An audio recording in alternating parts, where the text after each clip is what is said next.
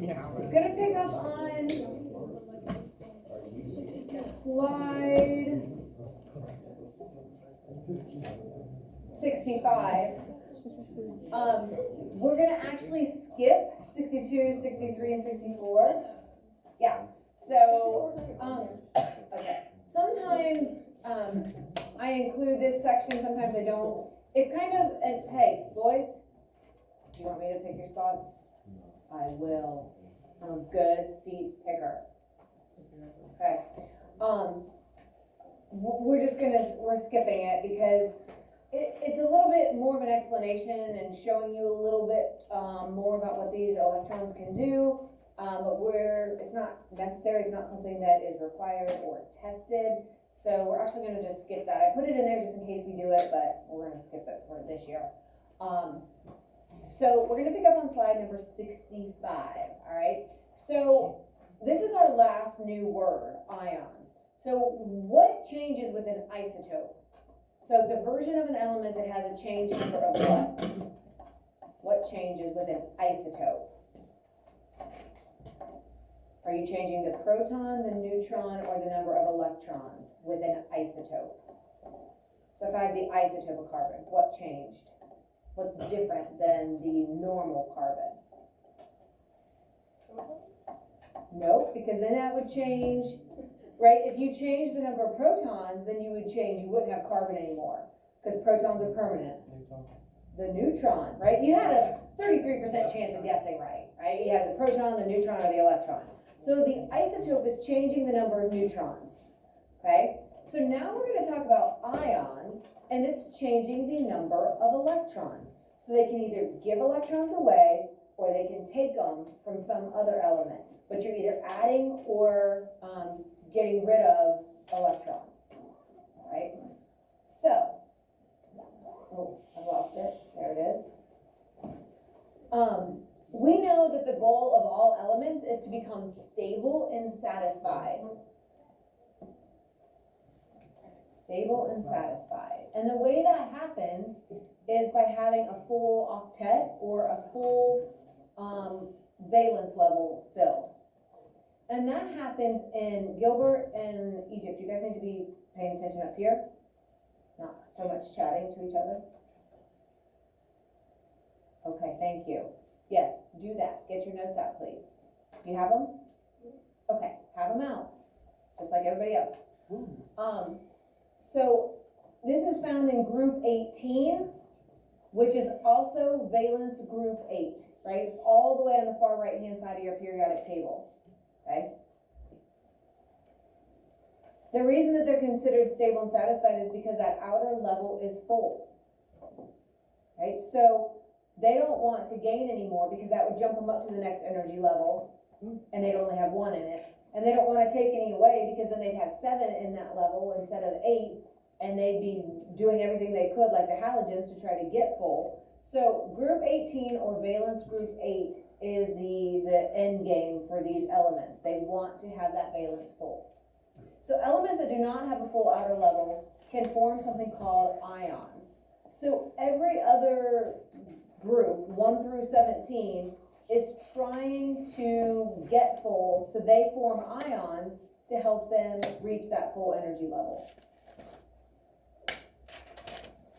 All right, and so ionic charges are able to be predicted by what group number they're in. And that's why those transition metals are not part of our valence, because they're not super predictable.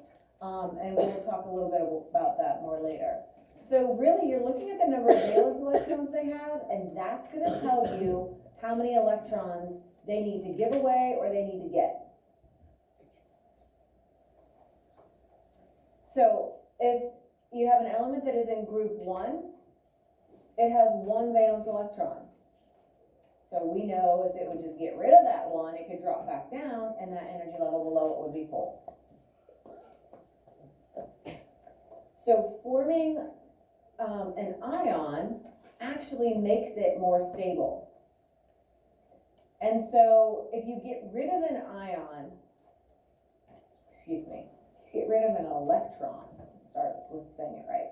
Get rid of the electron, now you don't have an even number of protons and electrons. Because remember, on our periodic table, we're saying this chart, if you have 6 protons, you have 6 electrons, right? It's neutral. If you have 35 protons, you also have 35 total electrons. And so all of these are considered neutral, right? That's what we've been talking about all year so far. Once we start forming ions, we realize that we are unbalancing them. They are no longer neutral, meaning that they're either going to have a positive charge because there's more protons, or you're going to have a negative charge because there's more electrons. So if they have given away an electron, now you have more protons, which is why this forms a positive ion or a +1 ion. Right? It's easier to kind of think of this stuff logically than to try to memorize it, because it gave away an electron and it makes it positive. Like, it's easier to just think, well, it has more protons now, than to try to memorize that. So if you think about what it's actually done and what does it have more of, that's easier to keep things straight. And so sometimes people get the idea of neutral and stable confused. These are all neutral, equal protons and equal electrons. There's no charges on this periodic table. You don't start getting charges until the elements start forming ions.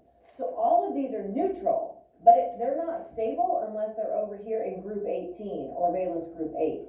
So 90% of the elements are not stable. They're not satisfied. They might be neutral, but they're not stable and satisfied, right? And so that's something that's easy to kind of get confused, and people get like, they're like, well, it's neutral. Neutral's good, right? Well, neutral is neutral. It just means equal protons and electrons, but it doesn't have anything to do with how stable it is, or satisfied, I guess. All right, so this is the way I think of it. To determine charge, ask yourself this question. What does the element have more of now? More protons, which are positive, or more electrons that are negative? Whichever it has more of now, that's the charge that the ion will form. So if it gives away 1 electron, it's going to form a +1 ion, because now it has 1 more proton than it does electrons. If it is in valence group 2, it can give away 2 and drop down to that next energy level and be full. And so it's given away 2 electrons. That means now it has 2 more positives than it does negatives, right?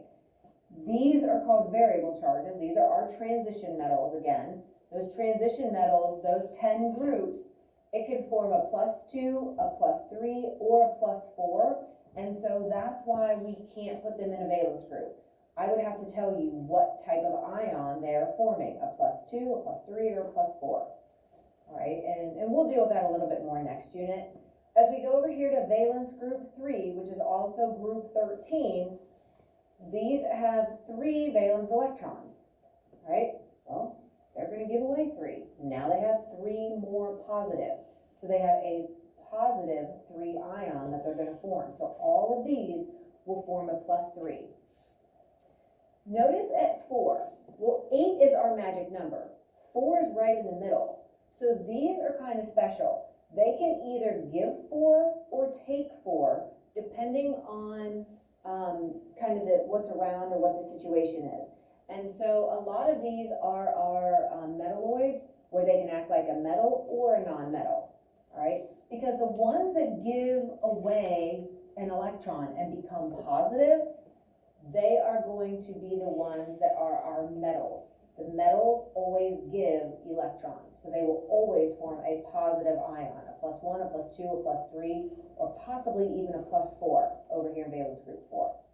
But these are special because they can also take on 4. So this is kind of the tipping point.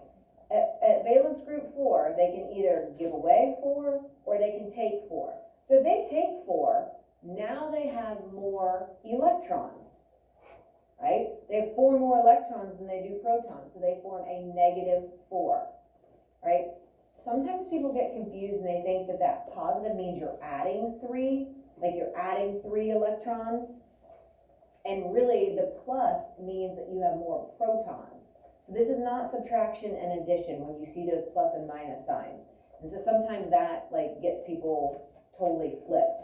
They want to make all these ones that have taken because, oh, you see the plus sign, you think, oh, I'm adding, something to it. No, you've actually taken negatives away, meaning you have more protons now. So always think, what do I have more of now? So now over here, this is actually valence group 5, right? And so when you look at the valence group, you have to ask yourself, is it easier to get rid of 5 or just add 3 electrons to get full? What do you think would be easier to do? Get rid of 5 to drop down or add 3? Add 3. So if you just added 3 negative electrons, now this has a -3 charge because you've given it 3 more negatives to what used to be neutral, right? If you're in valence group 6, well, you only are 2 away from reaching that 8. So it's going to be easier just to gain 2 than it would be to get rid of 6, right? So if you've only taken on 2 negatives, you haven't subtracted, we're talking you gain 2 negatives. So you gain 2 electrons, making it a -2 ion.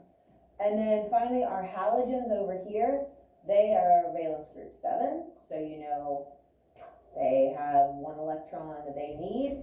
If they can get that 1 electron, it's a lot easier to get 1 than it would be to get rid of 7 of something, all right? And then notice that there's no charge at all for the noble gases because they just sit there on their donkeys and do nothing, right? So they will not form ions, all right? So again, the plus means it loses electrons.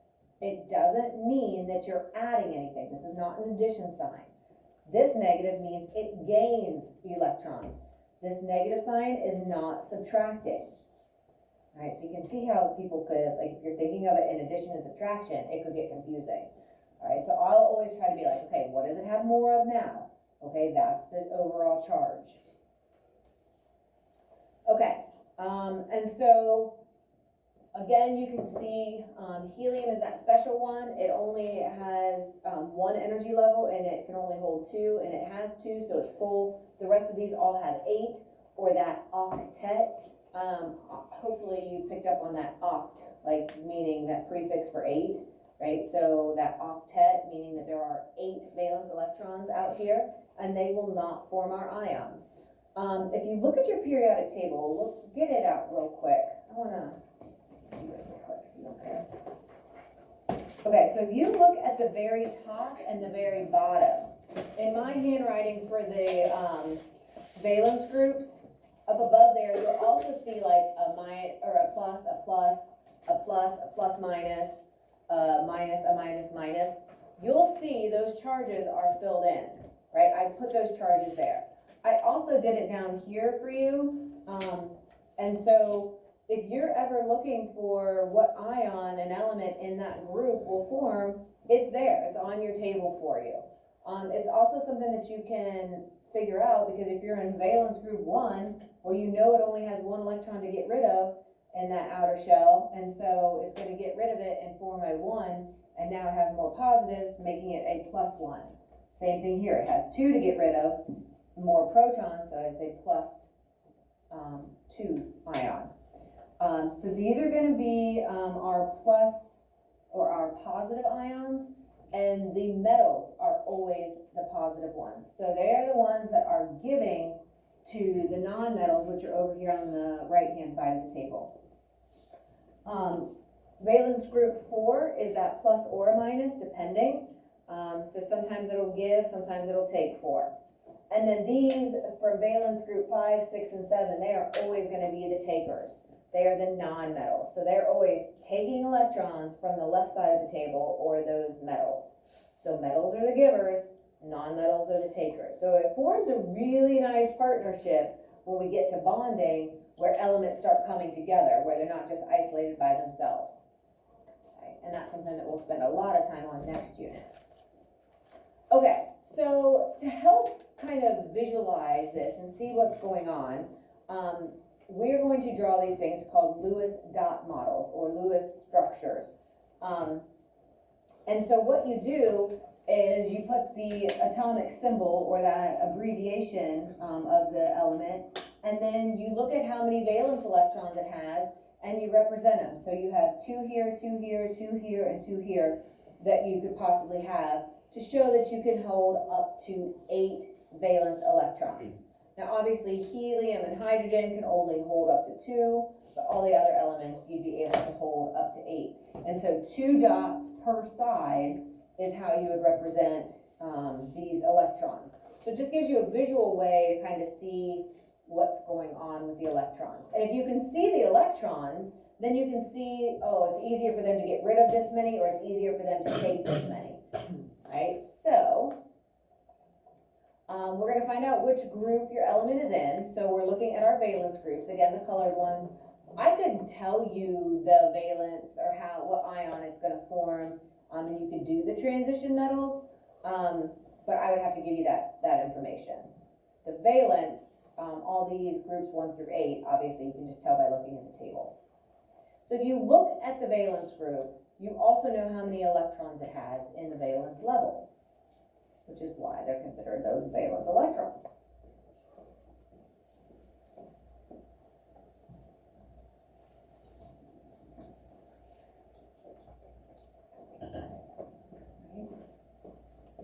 So we just have to find the element, and then we use the number of valence electrons to put dots around the symbol, and that will let us know kind of visually what's going on. So find carbon on your periodic table. So have your table out. I know, so much to do. Have your table out. Egypt, you got your periodic table out?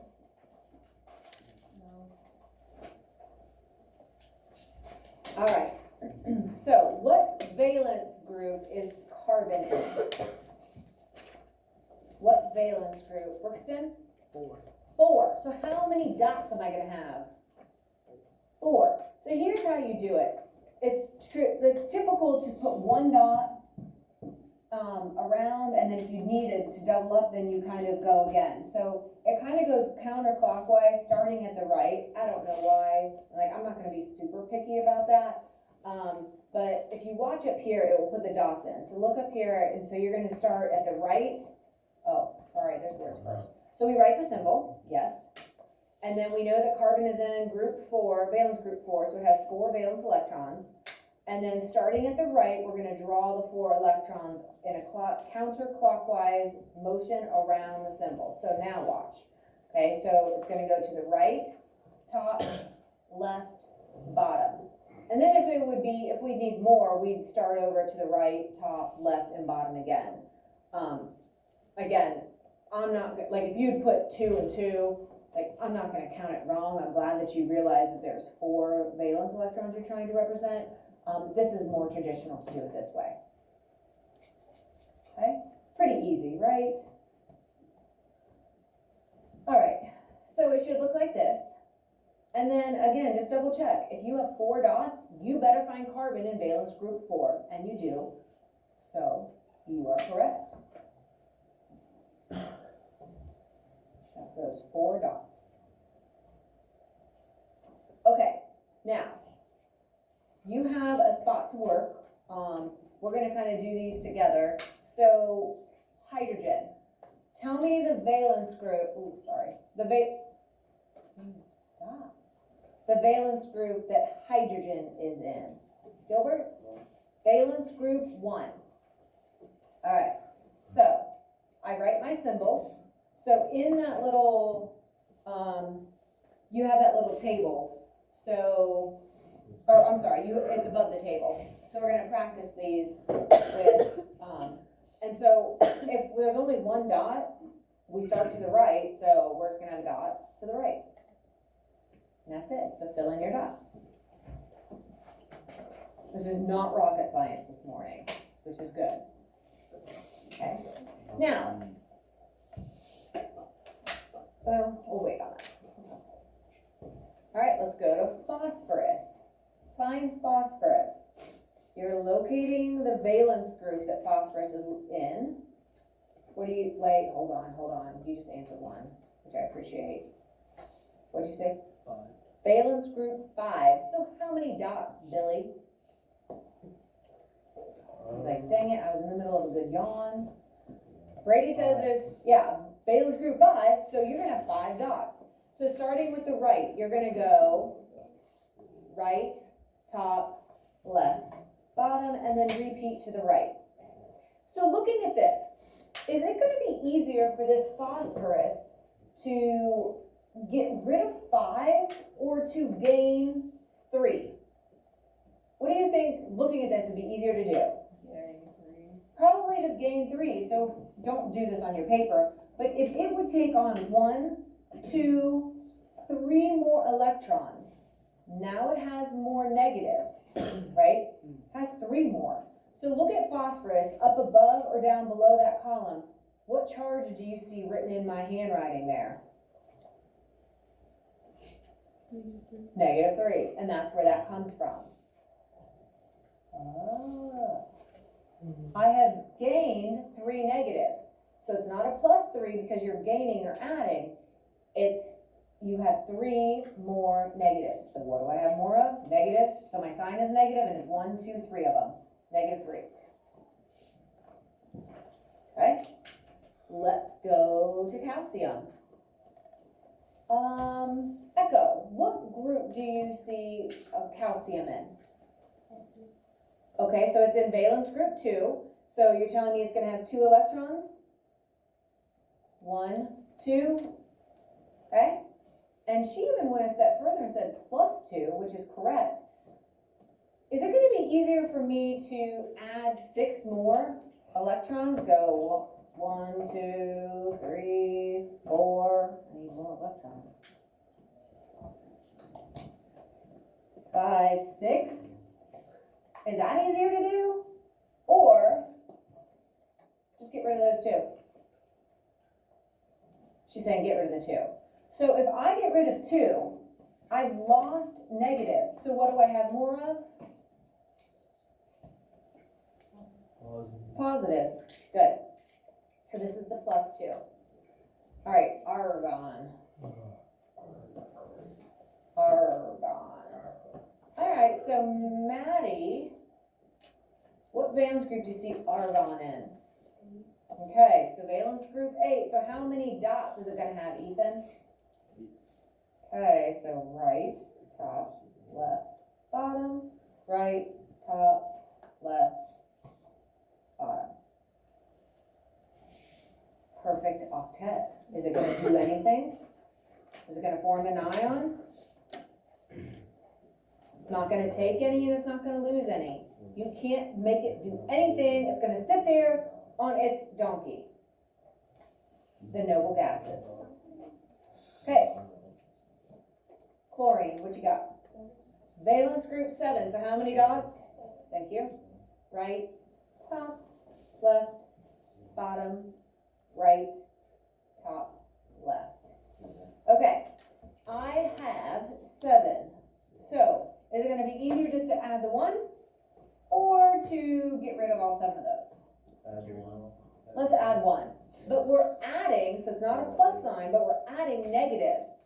So if I give it 1 more negative, what's it have more of? What do you think, Andy?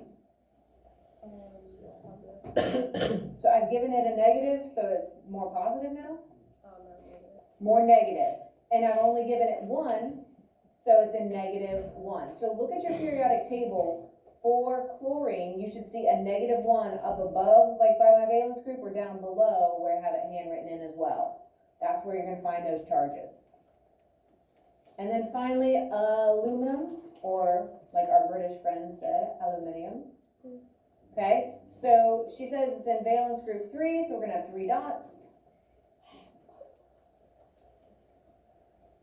And we're looking at this. Is it going to be easier to get rid of the 3, cross those out, or 1, 2, 3, 4, 5? What's it going to be easier to do? Get rid of the 3 or add 5? Get rid of the 3. Okay. If I'm getting rid of the 3, oh yeah. If I get rid of these, right, X amount, they're gone. What do I have more of if I got rid of negatives? If I got rid of negatives, I have more what? What do you think, Connor? more positives. And so, since it was 3 of them, plus 3 charge. Okay, let's.